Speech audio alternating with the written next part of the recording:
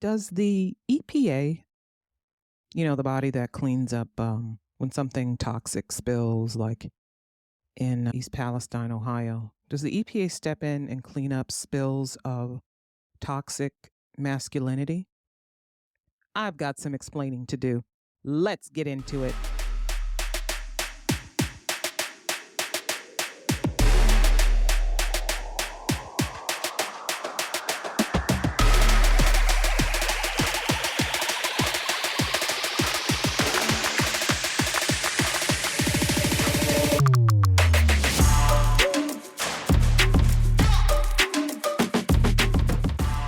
Hey there, Ollians. Welcome back for another episode of Ayana Explains It All, the podcast that bridges the gap between current events and human behavior, hosted by the Black Muslim lady lawyer with an opinion on everything. Born and raised in the hood, now living in the suburbs of Northeast Ohio. Can't seem to escape this place.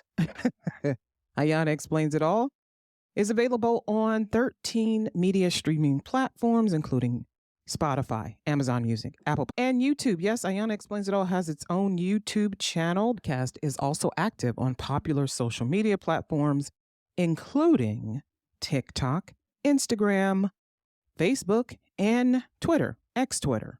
Is that what we're calling it? Are we agreeing that it's X-Twitter? I call it Twitter. I don't care. But if you go over to the website of AyanaExplainsItAll.com, that's AYANA, explainsital.com, you can find links to all of the social media sites. You can also find past episodes. You can find show notes, transcripts. You can leave a review.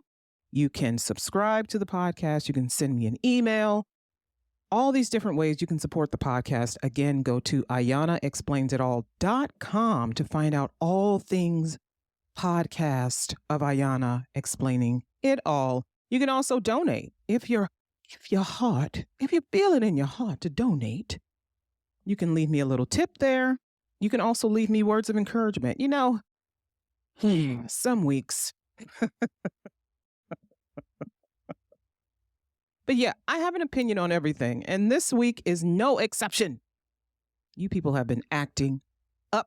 You've been acting out, and I'm here to let you know where you went wrong.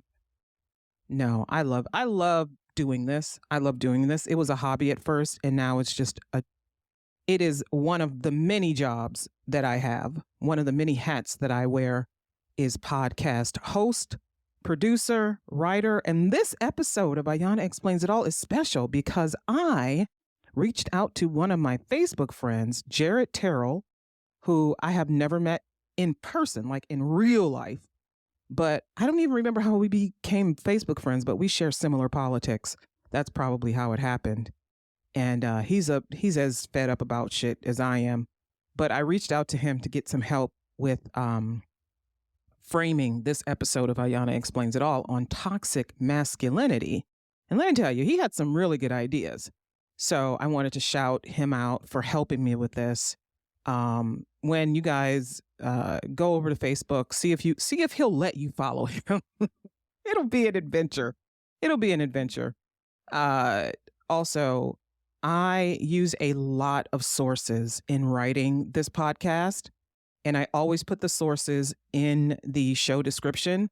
So if you're looking for something that I mentioned here, you can go to the show description. And I was at one point typing all of the titles and everything out like I still think I'm in freaking law school or something.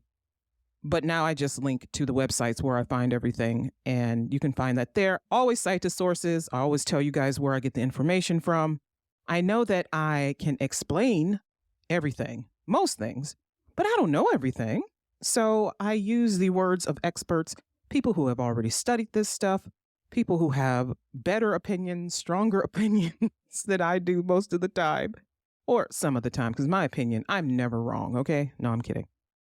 I use sources and I let you know where things are coming from. Today is no different. This episode is no different. I am recording this episode on a 72-degree sunny day, Saturday, September 23rd at 5:45 p.m., a week later than I usually want it to, because this is just how my brain works. It takes me a while to get all of the things out that I want to talk about. And sometimes I get that writer's block. I mean, I'm writing every episode myself. So, mashallah, I'm still doing this. I still love it. And now Ayana Explains It All, the logo and the moniker are both trademarked. Yay! Woohoo! It took 18 months. I was fully expecting it to take that long, but I'm grateful that I did. And I had help from my friend, Kamisha Mickey. She's an attorney out of Houston, Texas. So now a quick disclaimer, okay? Listen, I am going to be discussing toxic masculinity, but this will not be a man bashing episode. No, quite the contrary, okay? It's not a man bashing. It's helping you all, men, women, understand how we got into this mess. Somewhat. I mean, I can't give the entire history of it because we don't have that kind of time. But on a whole, I don't bash men. I don't do it. I love men, okay? I raised a man. I love me some men, honey, okay? Ask anybody. I don't bash men. I also don't bash women. I think we're both, all the genders, we're all a fucking problem, okay? All of us. I am pro-woman. I am pro-man. I am pro-they and them. Whatever you want to be, it's your business. What I am not pro is bullshit. And I see a lot of that being handed out from people who are men. And I don't like it. I don't like it. But it's not my job to fix a man. I mean, listen, I have tried. That shit is for men. It is for men to fix men. It is not for women to fix men. It is for men to fix men. So hopefully some of the this conversation and some of the tips that I provide can get some of you on the way to fixing what's wrong in your community. But we are not all the same, right? And our behavior often is driven by factors that are beyond our control, like things that happened to us in our childhood, completely beyond our control. And as adults, we are still kind of spiraling, a lot of us, and we need to get a firm hold on reality, on our own reality, on the reality of the communities that we live in. And this will be a lesson in empathy, in growing and learning and unlearning and what forms us. How did we get here? It will be a lesson in empathy for women, for men, for many of us who come from situations that were beyond our control. But that's how we became, how we thought about each other, our attitudes, our biases. Many of us come from situations that were traumatic, abusive, terrible, uncaring, unkind, unloving. We had people who were responsible for us who were not emotionally available to us, who were not physically available to us. And so a lot of how we were formed was beyond our control. But as adults, it is now within our power, our control to fix this, and we absolutely should. Did you know that men are lonelier than women? That is, they feel lonely and are less likely to own up to it than women. But it's happening. And in the last 2 years or so, more men are admitting they are alone, lonely, without close male friendships, without a partner, without a hobby. And these are men who were likely told in their childhood that such things were not desirable traits for men.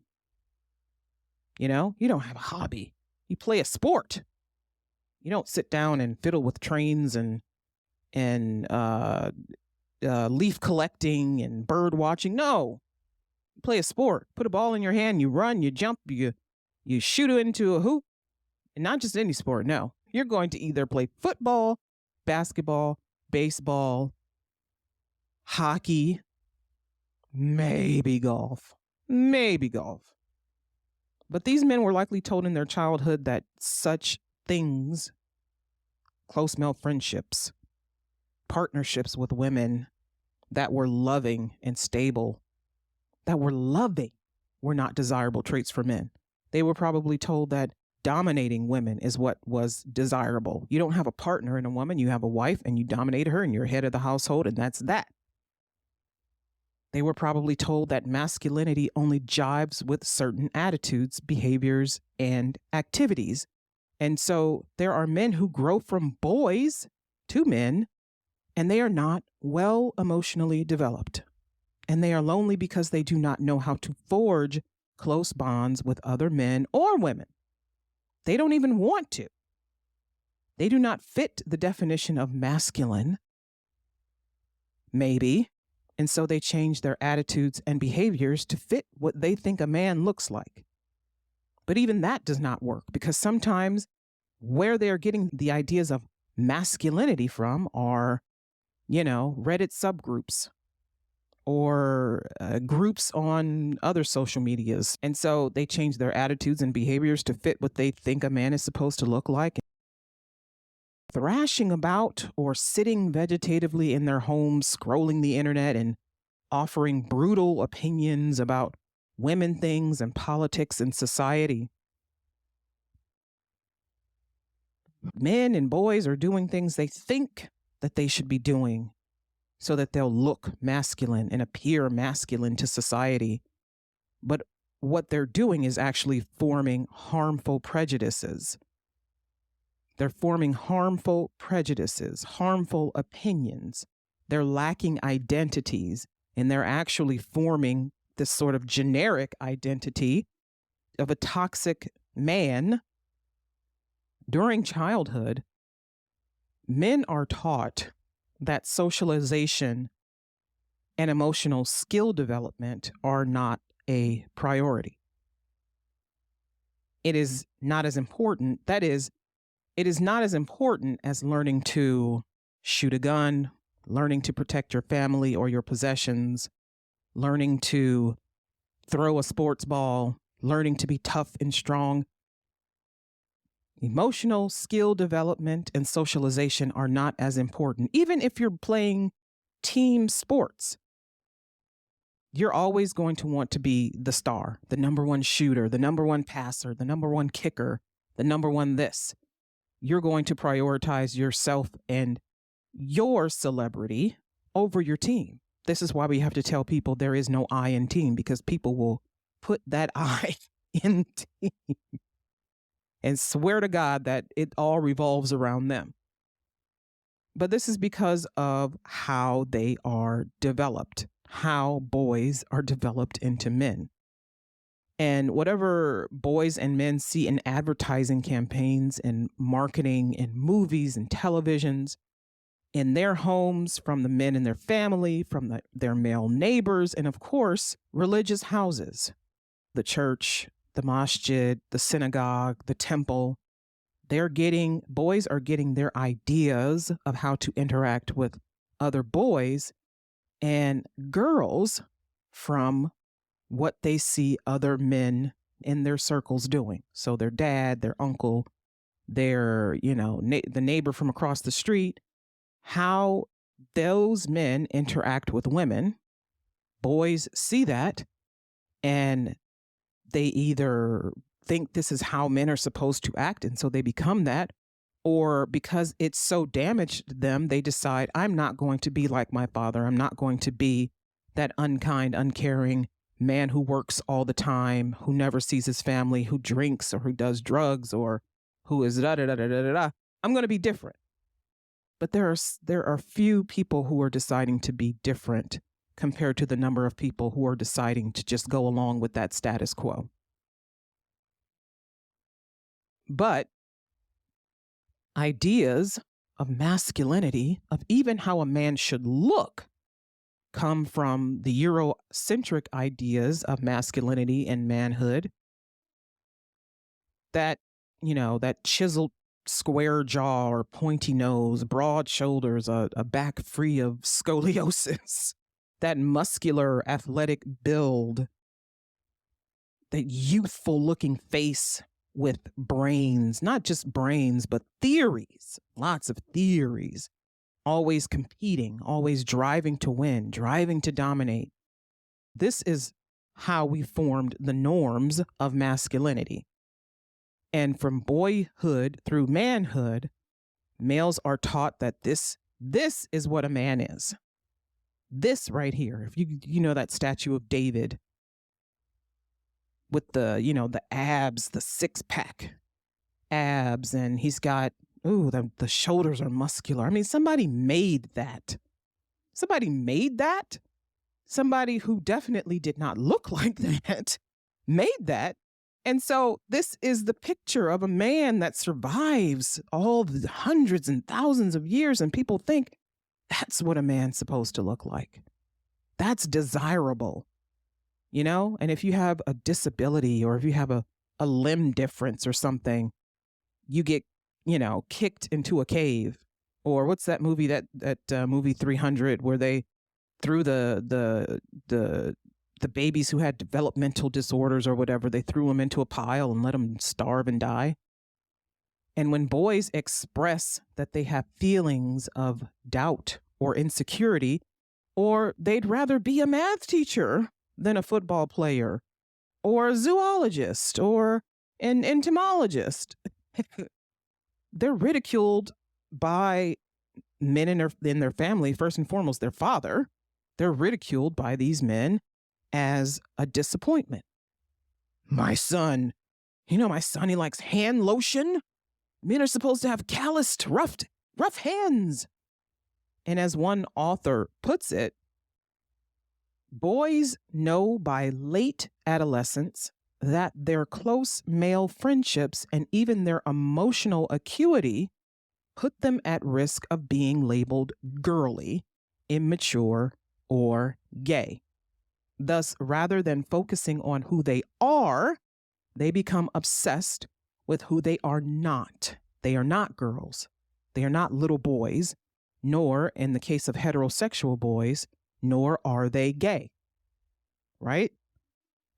So, getting back, when society turns against tools of equality like affirmative action or allowing women to choose what we will do with our reproductive organs, men may see this as a challenge to their survival.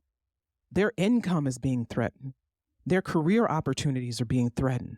Their educational opportunities are being threatened.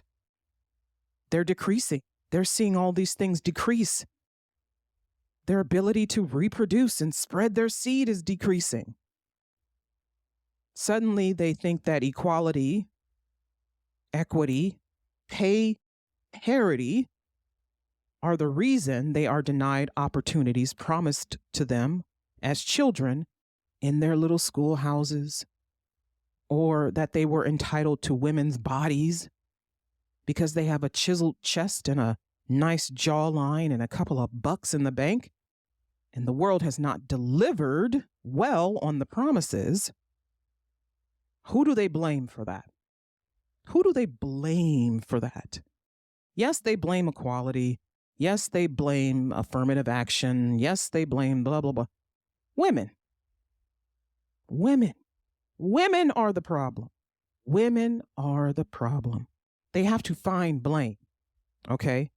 They don't look for an explanation of why the world is changing the way that it is, why things are evolving the way that they are. They don't look for an explanation. They look for someone to blame. They look for someone who could be the reason. And that someone, that group, is women. It's always women. It's always women. It's women's fault. We let them vote. We let them have jobs. We let them work outside the home. And then after women, it's gays. Gays, women's, gays, lesbians, transsexuals, blacks, Asians, all of these non-male groups, really non-white male groups are sucking from them the life that they always wanted. Oh, the poor dears. Men see a woman in leadership and want to know, what has she done to earn that spot? And then they suddenly have to tarnish her in the media. She has to be a bitch. Any woman who's a CEO has to be labeled a bitch. Any woman who's in charge at a news station has to be a bitch. Or they see a woman with a nice handbag, nice car, nails done, hair done. Oh, she must have prostituted herself. They see a woman dancing.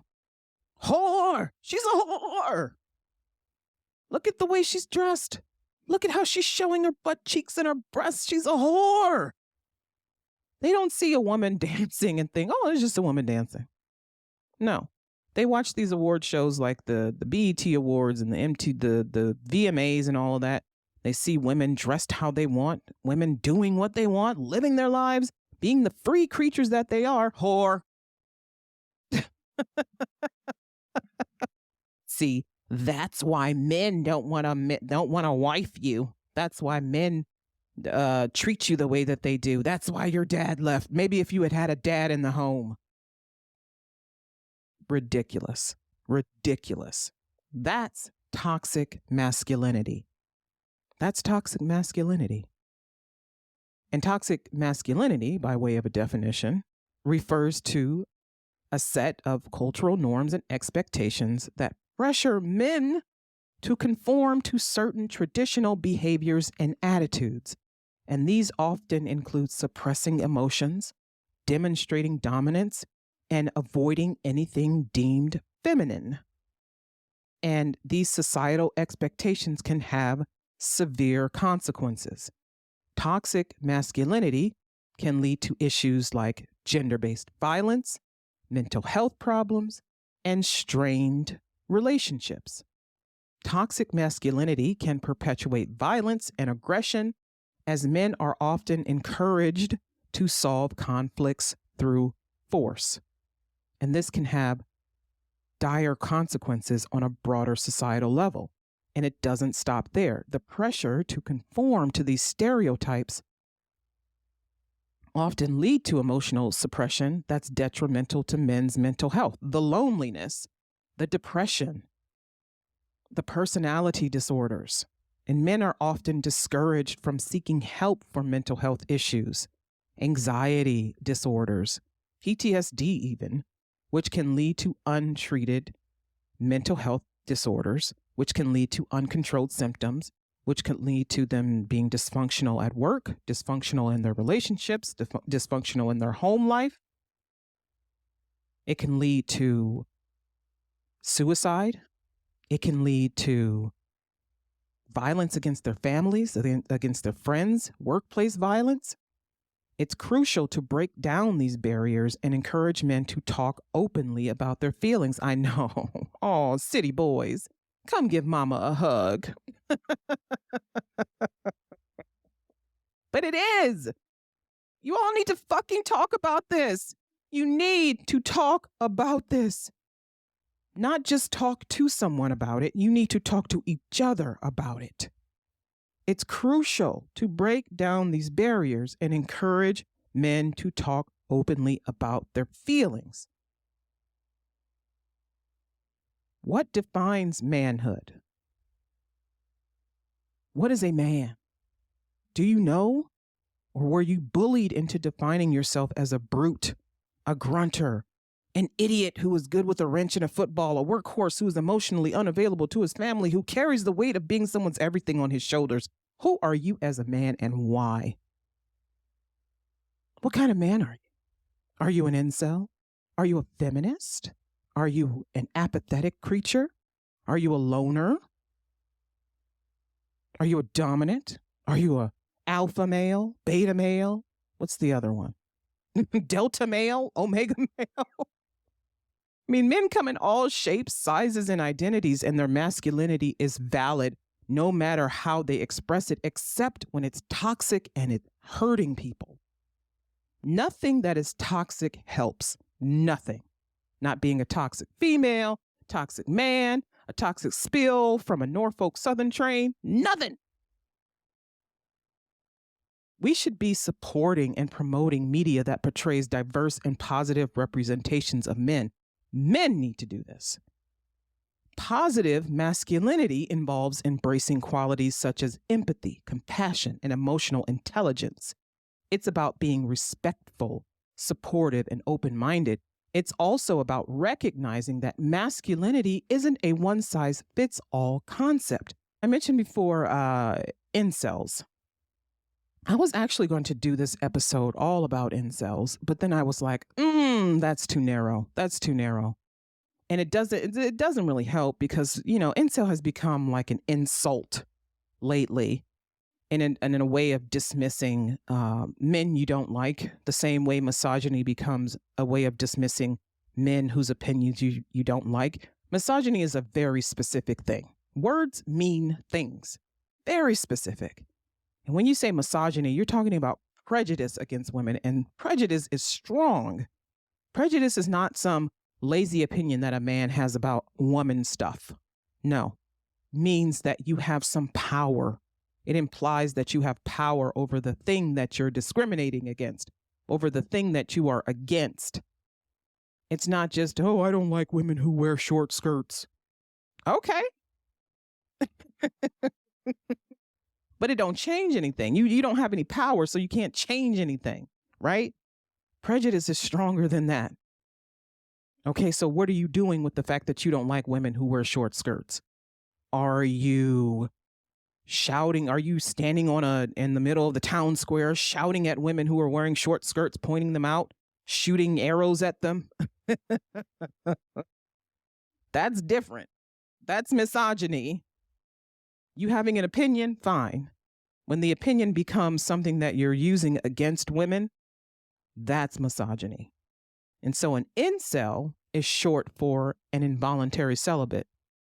It's a term used to describe a person, typically a man, but it can be a woman, who believes they are unable to find a romantic or sexual partner despite desiring one.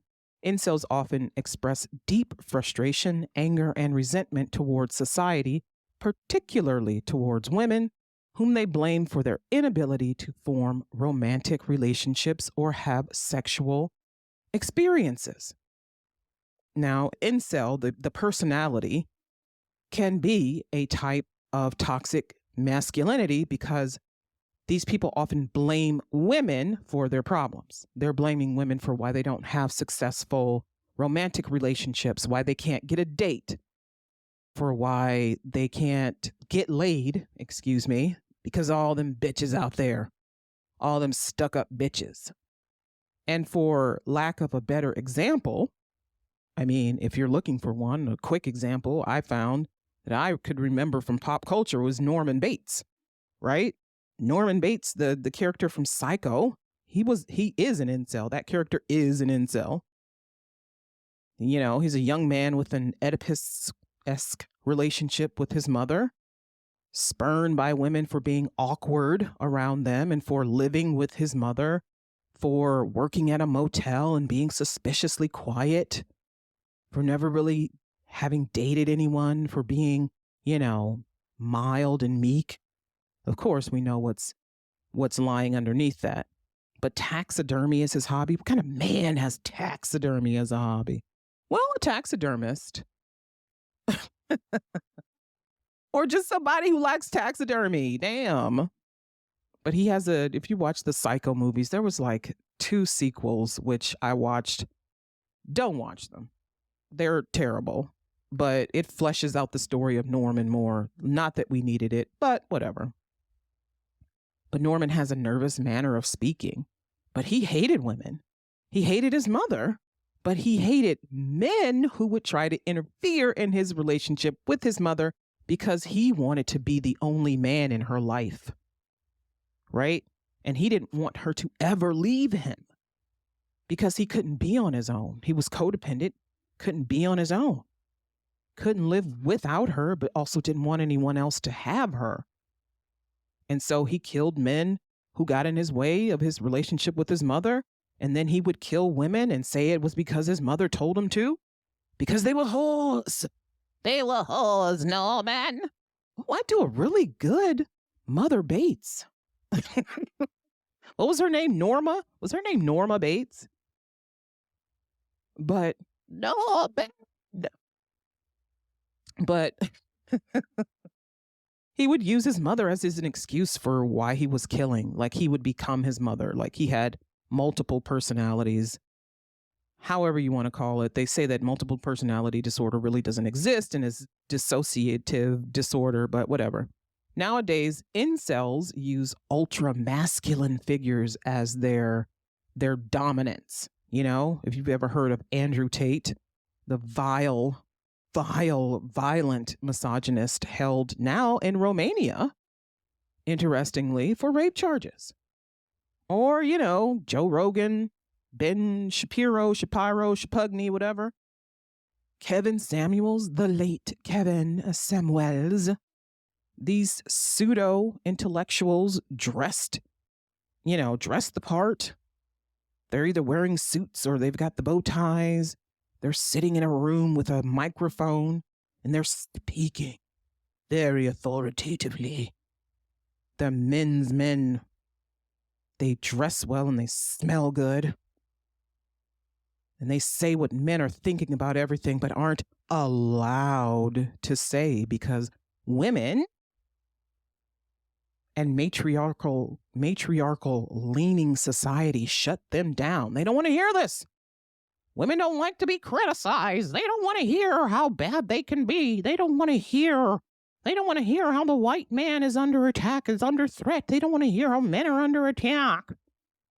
That's my impression of Ben Shapiro. No, I didn't think so. And they'll scream, misandry, this is misandry. When someone mentions toxic masculinity, misandry is prejudice against men. It's the opposite. Well, the counterpart to misogyny is misandry. And these men, they're wearing a suit or they have a microphone, they have millions of followers, and you see their videos everywhere, and people are always talking about them, and their podcasts are number one here, and they're doing YouTube live streams and Twitch live streams and they have sponsors and they have money, and they're present, so they must be taken seriously. Never mind that their ideas are trash.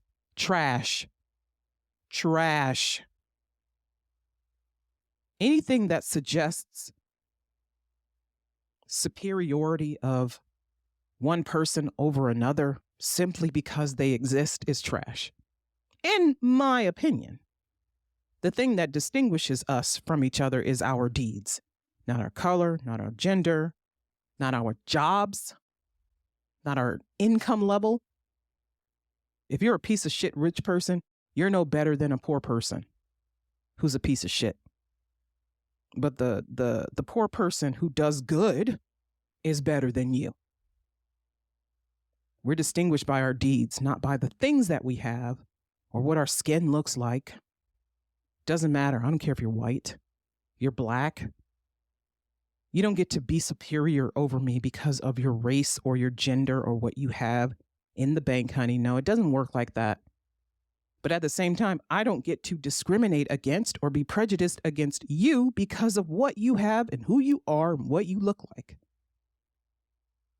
Equality rests on our deeds, what we do on this earth, not what we look like. But you can't tell people that because, like I said, those norms, telling people this is what you should be and this is what you have. And if you look like this and if you have this, you're doing it right and you're entitled to all of these prizes. These fabulous prizes shall be yours.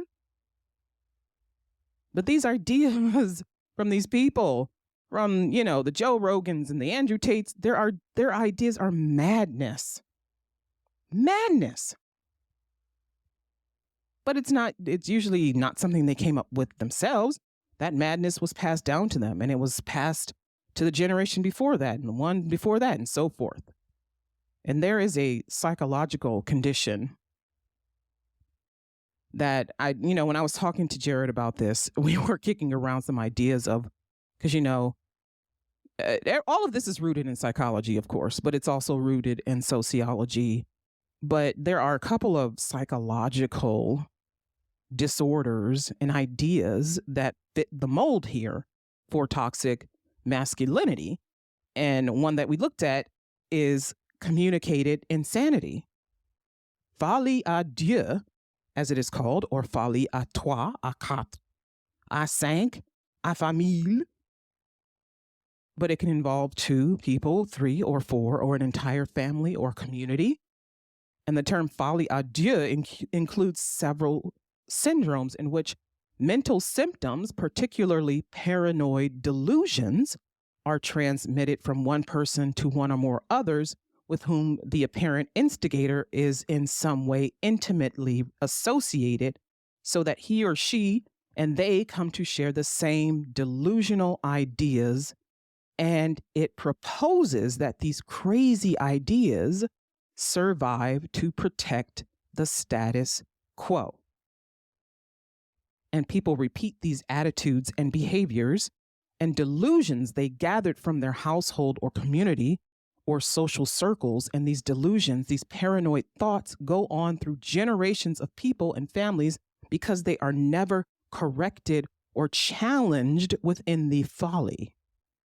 People learn them, absorb them, live them, and no one who is against, who is outside the circle, who is outside the status quo, has enough power, the right tools to change the thinking. It has to be done from within.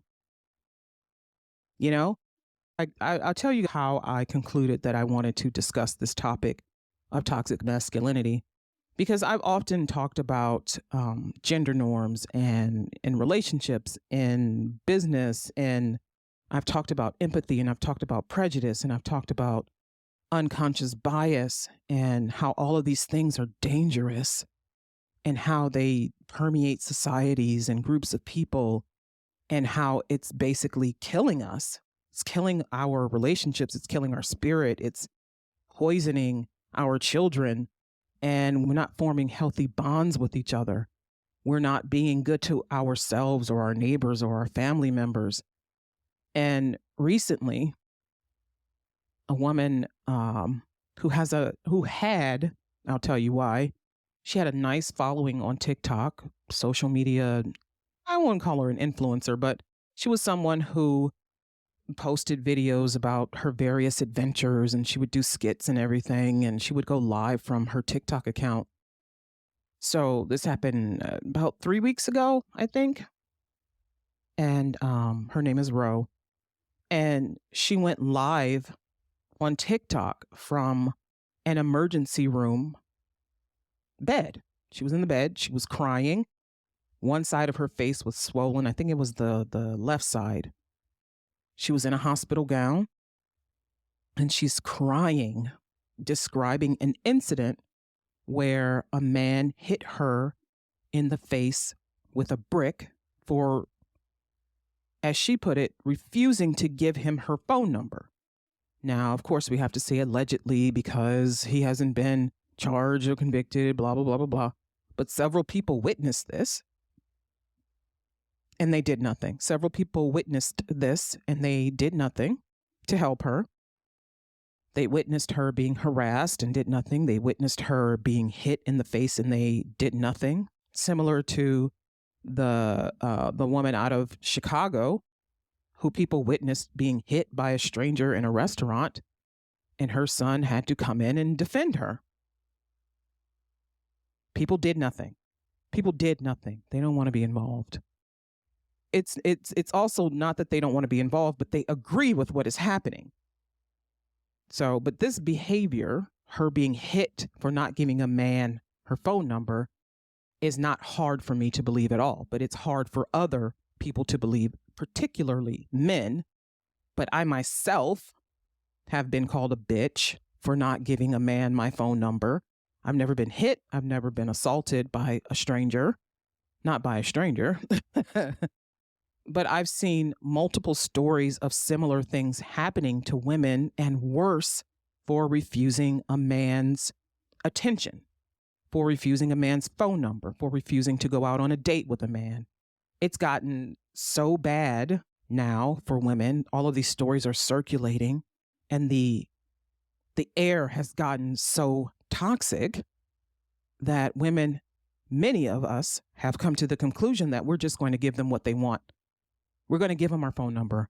We're going to agree to the date, even if we end up not going, because in that moment, we don't want to be assaulted. In that moment, we don't want to be harassed. I watched a video of this woman. She was minding her business. She was out in a street festival with friends.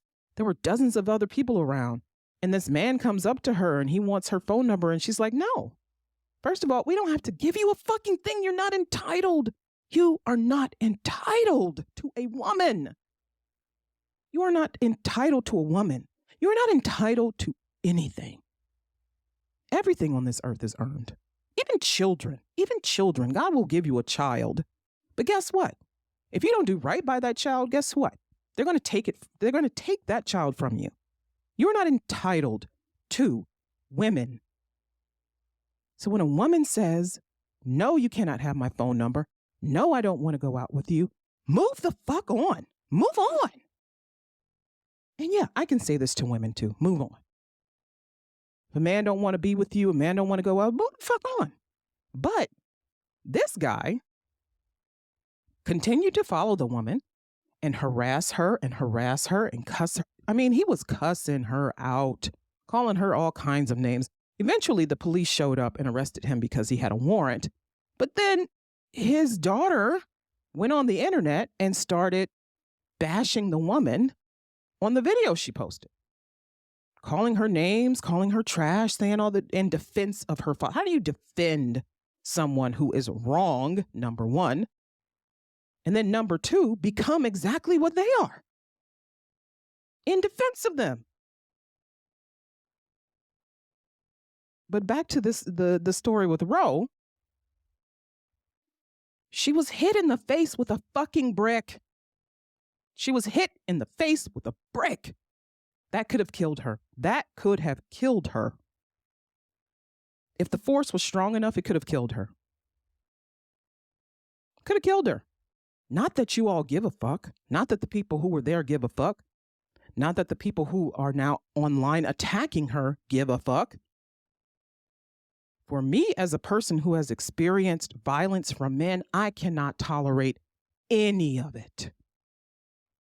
When a woman says this happened to her, I fucking believe it. I believe it because I have seen it with my own eyes. I had a fucking bowl thrown at my head just for saying something a man didn't like. Had a glass bowl thrown at my head. So I'm not projecting here. I'm just saying this shit happens. But it's the toxic male figure who believes it didn't happen that they're lying. It's impossible. So these people have gone online. They attacked her in her social media. She's had to get off social media. I believe she rejoined Instagram, but all of her social media is private. They doxed her. They harassed her son's school. Yeah, they found out where her son went to school and called the school to, I don't even know, talk shit about her, threaten her. Her friend established a GoFundMe because this young woman works at a nonprofit, so she does not have health insurance. She needs money for therapies now. She needs money for hospital bills now because a man hit her in the face with a fucking brick for refusing his phone number. And so there are people who will go onto the GoFundMe campaign and they report it as fraud. They report it as fraud because they don't like her. They don't believe her because she's a woman. They don't believe her just because she's a woman saying that a man did it. They combed through her social media to find some excuse, some reason why she might be lying. Because she likes men. She likes to toy with men. She's interacted with men before. So there's no way a man would have done this. She must be lying. She likes men. How could she say that a man would hit her? She likes men. Yes, how could she do that? She likes men. Oh, look, she's doing these things out on the street with men, so she must be lying. Then they made up all kinds of, they made up stories. They made up stories. They made up stories of how she could have gotten that swollen face. They said it was her hair products. They said it was an allergic reaction to her hair. This is not funny. But they made up entire narratives to undercut her story. to say why she's lying. They made things up and did whole videos about them. This woman put her medical record from the night in question, from her hospital visit, on the internet to show that, yes, she had x-rays. She was seen by a doctor. The doctor said this and this and this and this, and they still said she was lying. And they even, like, okay, if you want to leave a comment on a GoFundMe campaign, you have to donate. You can't leave a comment without donating. So they were actually donating, men were actually donating money, $1, $5, to the campaign just so they could leave a message saying that it was bullshit. Do you see how insidious and awful and ugly this is? People get so deep in their ugliness, so deep in it, in their lies. You believe one lie, you'll believe more and more and more and more and more and more and more. And some people cannot hear the truth. They don't want to hear the truth. There's no way. Some people cannot hear the truth. They actually do not hear it. Their brain does not compute. But the story was so compelling that NBC News investigated it. And in the article, it's on NBCnews.com. The article is called Brickgate Revives an Age-Old Argument Between Black Men and Women. And this is at NBCnews.com. Because the world needed confirmation that she was indeed injured by a man after he hit her in the face with a brick and required emergency medical care. And of course, it's healthy to have skepticism about things. We need to be skeptical of everything, really. And then there's psychosis. There's healthy skepticism, and then there's psychosis. And no, it's not a thin line between the two. It's a very thick line, but most people are on the side of psychosis, that just having a modicum of skepticism does not occur to them. These men and women who are attacking this woman and trying to discredit her, doesn't that sound familiar? Doesn't it sound familiar when something major happens and people take to the internet to discredit it as being false flag? Sound familiar? Sandy Hook deniers. Sandy Hook deniers. You people who saw in the news, on TV, in newspapers, in interviews, people crying, a woman crying because her sister had been murdered at her job, had her face blown off at her job, and you all called her a false flag. You call this a false flag. You called her a crisis actor. Crisis actor. Said this was a false flag to get people worked up about gun rights so you can come and take her guns. But listen to this. Listen to this. You created the problem of how a man was able to take a gun and go into a school and kill 26 children and their teachers and principal. So you created the problem of lax gun control. You created the problem of Americans having a gun in every household, children having guns, people who should not have guns having guns. You created the problem. You Sandy Hook deniers, you NRA members, you Second Amendment gun nuts, you created the problem. And then when it blew up in your face, you denied it ever happened so that you didn't have to deal with the problem that you created. So you didn't have to deal with it. So you didn't have to look within yourself and go, yeah, we need to change something about this.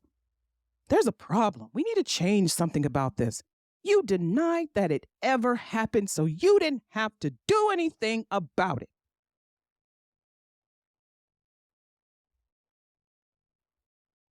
Men create the ideas that allow the vicious violence against women to be acceptable. And when a man uses violence against a woman, they deny it happened. So they do not have to deal with it. So they do not have to fix it. So they don't have to change anything about themselves or other men.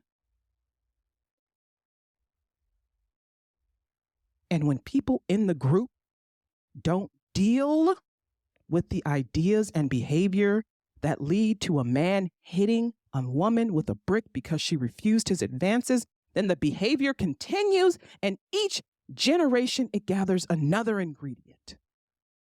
It gathers another tool of violence. You men, you all created this problem. You created the norms. You created the toxic masculinity that rails against the norms, or that have now become the norms. And then, when it is used against someone as a violent act, deny that the violence happened so that you don't have to do anything about it. Because doing something about it means that you have to admit that there is a problem and that you might be the problem. You created the ad campaigns, you wrote the books, you invented the ideas on what it means to be a man. Even the fairy tale figures in The Little Mermaid and Cinderella and Snow White were written by men. You said this is what is manly. You said this is what is masculine. And when those ideas come raining down in blows, you deny it ever happened so that you don't have to do anything about it, so you can maintain the status quo that serves you and preserves your power and keeps you powerful and keeps women under you, keeps you dominating in society. When you create a belief system, you become responsible for the ideas and the dissemination of the ideas and the followers of those ideas. When gun owners, particularly white people, were in deep denial about their actions that resulted in the Sandy Hook shooting, in Columbine, in Orlando, in Uvalde, in Virginia Tech, all these incidents, they dismissed gun problems as a problem of the hood and black gangs, and that therefore there isn't a gun problem, but a people problem. The problem is people, not guns. You are in denial about the problem and your role in creating it, even if the problem comes to bear on your own family, it still doesn't change your mind. You think to yourself, well, if only I had had my gun and I was there, I would have been able to shoot. The only thing stopping a bad man with a gun is a good man with a gun. Y'all ain't stopping shit. Y'all are not stopping anything. You can't even keep a man from hitting a woman in the face with a brick. Y'all just there.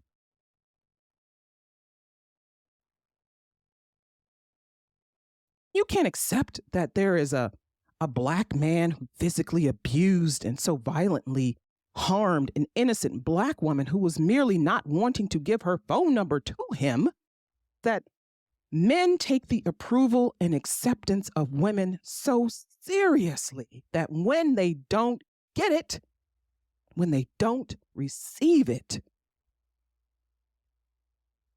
they need to lash out. They have to lash out.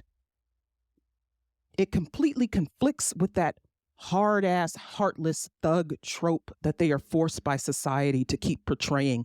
In their world, it has to be a lie because there's no way a black man could ever be that fucking crazy and mean, yet completely fragile and vulnerable with his heart and ego. There's no way. No way. You don't believe it. It doesn't jive. There's no way that a man could be that fucking crazy, yet still need the approval of a woman. No way. No way. Remember when I mentioned skepticism? Even if you didn't grow up with the old-fashioned ideas of manhood and masculinity, something else grabbed you and formed the idea in you. And instead of questioning it, instead of being skeptical, you became fixated on it. You became fixated on it. That's toxic masculinity. And instead of questioning toxic masculinity, you became fixated on it. And as one author writes, toxic masculinity tells men to be tough. It doesn't teach them to be emotionally stable. It tells men to be leaders. It doesn't teach them to take responsibility. It tells men to be dominant. It doesn't teach them to negotiate in their interest. Toxic masculinity tells men to be dangerous. It doesn't teach them to be protective. And skepticism of toxic masculinity, of toxic ideas, is actually how you combat these dangerous ideas by presenting positive and healthy ideas of manhood. But this has to be done by men. Men have to do this. Confirmation bias. Confirmation bias is winning. Unconscious bias is winning. Toxic ideas are winning. Healthy skepticism is not. Empathy is not winning. Empathy is not winning. Common sense isn't even winning. If common sense can't survive, none of this other shit can either. But healthy skepticism is not complete denial of the truth because it does not fit your view of what happened. Where do your views even come from? Do you even know? Who has shaped you, contributed to you? Have you ever challenged the ideas of manhood that formed you, or are you wholly accepting of these ideas? And as I said before, each man experiences manhood differently, but there are gender norms that allow certain ideas of manhood to persist. I mean, some men hate women and still get ass every chance they get. They womanize, seek women's approval, and hate women simultaneously. And so they're violent against them. There are people who can accept anything but the truth. Anything. They have become resistant to the truth. They have what psychologists call an idea fixe. A lot of French in this episode. I should have brushed up on my French. I took French in junior high and high school. Should have brushed up on it. But that is a preoccupation of the mind believed to be firmly resistant to any attempt to modify it. A fixation. It's a fixation. And that is just another example of how toxic masculinity can survive generations. Folie à Dieu, toi, famille, idea fixe. And you know, I was, when I was writing this and I was looking for examples in popular culture, I remembered, the Barbie movie. The Barbie movie. I heard so much chatter about this movie. I have seen clips, not seen the whole thing. Really not my thing. I understand that people love it. It's entertaining, et cetera, et cetera. I love thrillers and horror, right? Obviously. I love mysteries, and we all know I love police procedurals. Please leave me alone. But my daughter watched it and loved it, and she can analyze the whole thing for you because she did it for me. But what's interesting is that the Barbie movie, the premiere of it and the $1 million of it, it created conversations about the dangers of toxic masculinity. Some thought it was pro-women, feminist, it just dismissed it as just another woman thing, feminist thing, bashing men, but it wasn't about that at all. It addressed what happens when toxic masculinity is challenged not only by women, but by men. Right? As one author describes, he says, the Grease the movie, the Grease-esque song and dance performed by the Kens as they turn their rivalry into a brotherhood and begin to question what they really want to be is one example of this challenging. One example of men challenging toxic masculinity. Ken In another scene, stereotypical Barbie explains to Ken that he is not defined by his girlfriend. What he does, he's not defined by his girlfriend, what he does, or by his possessions or power. The glitter and spandex, as the author writes, are gone. This is instead a heartfelt acknowledgement that men deserve more than to live basing their identity off of others or things to fit a role of domination or an unattainable ideal. Men suffer from loneliness and mental health struggles. Toxic masculinity exacerbates both. Traditionally, it has been women alone who have been able to address these issues, with men left to be staunch, composed, and without any help. But the Barbie movie isn't a feminist movie. It's not anti-feminist either. It's, like I said, it's anti-bullshit. Gender roles, stereotypes, self-limiting behavior, inequality, that is all bullshit. It's all bullshit that somebody made up, that people said this is what we need to keep society in line, to keep people in line, to keep things moving smoothly. And like the author said, men suffer from loneliness and mental health struggles that are not being addressed by men because they're too busy trying to fit into this role that was created for them. And when someone says to you, oh, you're not defined by any of that, you're like, what?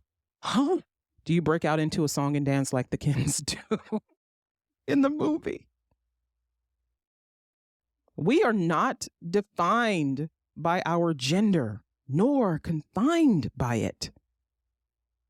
Right? It's just one of the things that makes us. Just one of the things that, just a classification. Otherwise, women, we're defined as nice and sweet when we don't have to be. And we are not always. Men are defined as dominating and strong when they aren't always, nor do they have to be. But it's up to all of men to challenge toxic masculinity, and breaking free from toxic masculinity benefits everyone. It leads to healthier relationships, reduced violence, and a more inclusive society. Sirs, gentlemen, dudes, this is not a job for women. It's also not a woman's job to adopt toxic ideas of manhood. We already have to combat toxic ideas of femininity and womanhood. I watched this live presentation on TikTok. I don't know why I call them presentations, but people go live from TikTok. You guys understand how that works. And they just talk about whatever, and you can watch them talk, and you can talk back, and you can, if you have enough followers, you can get in the little box with them and talk to them. But I just like to see what people are talking about. Sometimes, makeup tips. But I watched a live where a man had as the header on the live, he said that most women will be homeless by 2030. Huh?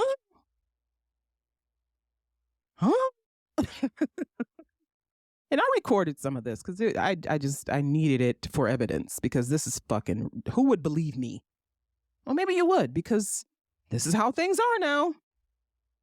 But he said most women will be homeless by 2030. And without even understanding his methodology, how he reached the conclusion, why he's saying this, a woman who was in the box talking to him chimed in, and she said, oh, I completely agree with you. Everything you said, I completely agree with you. But could you explain how you got to that conclusion? I was typing in the comments. I'm like, girl, how are you going to agree to something and you don't even know? You don't even understand it. Don't agree to something you don't understand. It's like you signing a contract and you don't read it. You don't agree to something you don't understand. You ask him to explain it, and maybe you agree and maybe you don't. And if you don't, say that. Say you don't agree. Some women are afraid to say they disagree. They don't want to be seen as, challenging a man. Women are often too nice We're not just empathetic, we're too empathetic. We're not just understanding, we're too understanding. We're too accepting, too forgiving. When we should be angry. When we should be angry and directing our anger at those who deserve it. When we should be questioning and skeptical.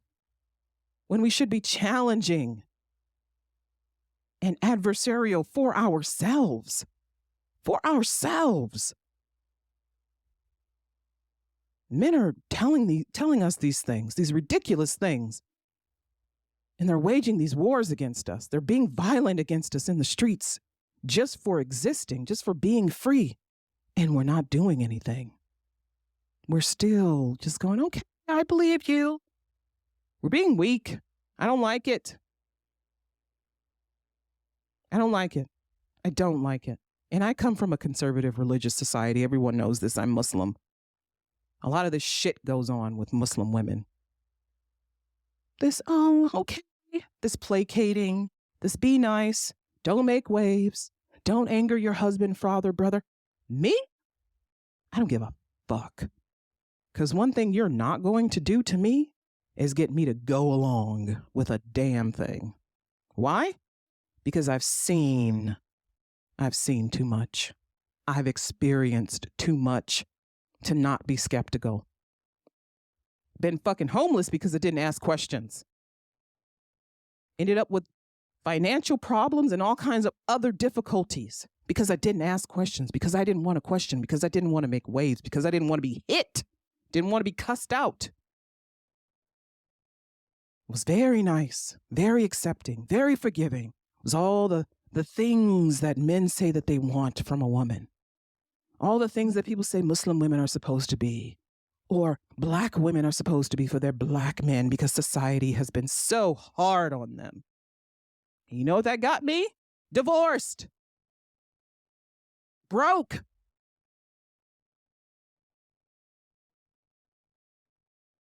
And that is my fault. And what is happening in the male community? This is your fault. It's your fault.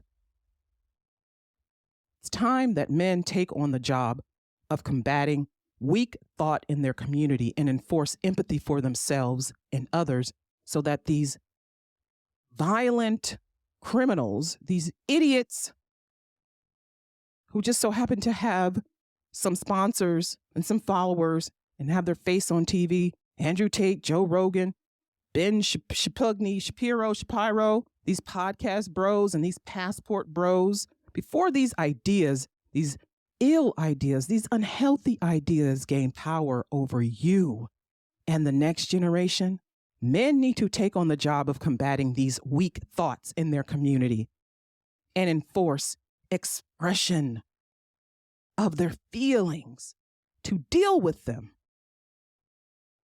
Enforce empathy for themselves and others. Remember, it is not about diminishing masculinity. Not at all. I can do that. I can't take that from you, just like you can't take my womanhood from me. It's not even all of what I am anyway. You take away the fact that I'm a woman, I'm going to still be, I'm going to still be Ayana. But it's about broadening your understanding and accepting that there is no one way to be a man. There isn't. There can't be. Not when there are billions of different men on the planet. There is no one way to be a man. And you won't diminish masculinity by acknowledging that it's about broadening the whole world, really, our understanding and accepting that there is no one way to be a man. And one way is through education and awareness. Teach young boys that it's okay to express their emotions and that vulnerability is a strength. It is a strength, not a weakness.